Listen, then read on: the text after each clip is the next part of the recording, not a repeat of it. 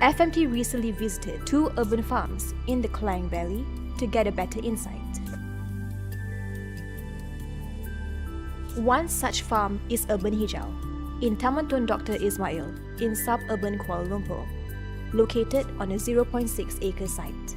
Irfan Mohammed, one of the founders, told FMT that their aim was to promote sustainability aside from closing the distance between the farm and consumer. The food security issue was answered last year during the pandemic when during the MCO the borders were closed and a lot of food was not able to enter the Klang Valley. And that was when people actually started to reach out to us. They said, do you do food aid? Do you do food aid? Because we know people who haven't seen fresh produce in 3 months. And that's when through a crowdfunding program we raised funds and we started giving out food aid. So a lot of the food that ends up in the food aid bank is food that has transported from somewhere else into the Klang Valley into the Pasar Besar Selayang, and that has been sorted, has been sold, up to 3/4 has to be thrown away because it's rotten. Whereas when we do food aid, the food, the vegetables is harvested in the morning, sent before lunchtime, arrives at the beneficiary's household by midday. The farm produces between 300 to 400 kilograms of various types of crops every month for customers around the area, aside from giving out food aid. He said the pandemic had shown that it was crucial that the government needed to think of ways to bring food closer to the community. We need 1,000 one-acre farms, not 1,000-acre farms. So if we start with 1,000 one-acre farms throughout Malaysia, we will address a large proportion of the food security, and each farm will then train other people that will then produce more farms, and soon we will have sufficient cluster farms throughout Malaysia to be a net exporter of food, no longer worrying about importing food. Despite the many benefits of urban farming, some are still reluctant to pursue it, resulting in many urban farm projects being abandoned. I would say the biggest hurdle is people. There are a lot of space within the Klang Valley to start farming. There's also a lot of abandoned urban farming projects throughout Malaysia, not just in the Klang Valley. And it's because, and this is not just me, many people in the natural farming space have said the same thing. It's often people. People are not inspired to make a change. People are not given the proper credit, i.e. proper remuneration, proper knowledge, proper training to stay true and persevere to establish an urban space. So we've been very fortunate. We've persevered for 7 years and now we are seeing amazing results. He added, it was a misconception that urban farms require a lot of labor or a large plot of land. This was clearly evident when FMT visited Kebun Kemensa in Ampang, run by a couple, Federica Agnese and Abdul Azim Che Abdul Rahim, who started their urban farm from their own front yard early this year. They said their aim was to show that anybody can grow their own produce with the right technique. So it definitely needs labor, but not necessarily too much. It's all about system. Once you develop a system on how to do things and you have this kind of like protocol on how to behave if things happen, I think it's quite easy to transfer it to someone else. So for example, the couple tend to their small urban garden, covering about 900 square meters, which produces a monthly harvest of 40 to 50 kilograms.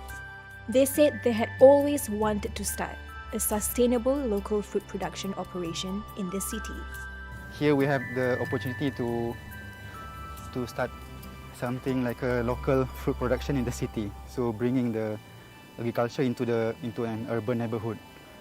So that way we are reducing the distance between where food is produced and where it's being consumed.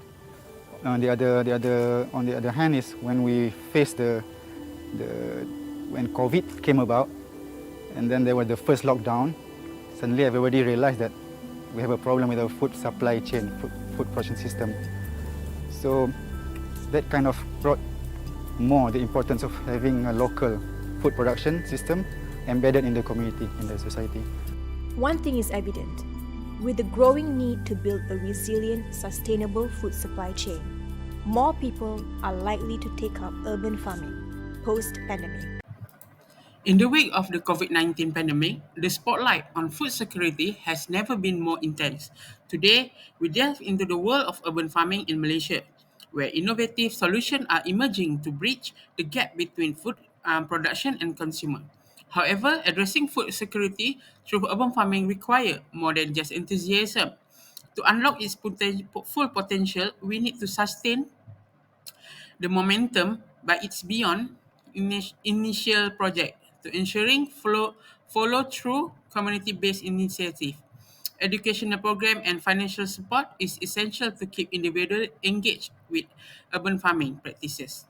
Small-scale urban farming have their place, but scaling up through the vertical farming and utilizing underused urban space will be the key to ensuring food security for larger urban population. Urban farming thrives through cooperation, also connecting with existing agriculture system, farmer, market, local restaurant, and even larger food company can create a robust and sustainable food security network. In conclusion, urban farming is not just a trendy urban activity. It is a strategic response to the growing food security concern of our time. By acknowledging the challenges and active, actively working towards sustainable solution, we can unlock the immense potential of urban farming to nourish community, build resilience, and create a future where everyone have access to safe food and nutritious food. Hi, I will explain about the second issue in urban farming, perceived land and labor intensity. Today, urban farming has moved far beyond the old-fashioned image of backyard farming. There is growing acknowledgement that increasing the production of crop and livestock on people's doorstep can improve urban resident nutrition and help to green city. But common assumption among people about issue of urban farm require a lot of labor and a lot of space. City inhabitants who realized the importance of food production started growing vegetables in yard, veranda, and rooftop. Hydroponic and aquaponic are some of the methods that can be used in urban farming, in high-rise residential or terrace house, with limited soil as they can be done indoor and in small space. Modern urban farm agriculture is easier compared to conventional farming. So it is less labor intensive and the younger generation is able to cope with the support of well-educated families. Urban community farm policy promote organized, methodological, organic and sustainable urban community garden. This initiative's success will depend on the ability to stimulate interest of young people and inspire them to get involved in urban agriculture programs, which were before viewed as the exclusive purview of retirees and the elderly. Farming has become a hobby and one of the ways to escape from urban life. That's all from me. Thank you.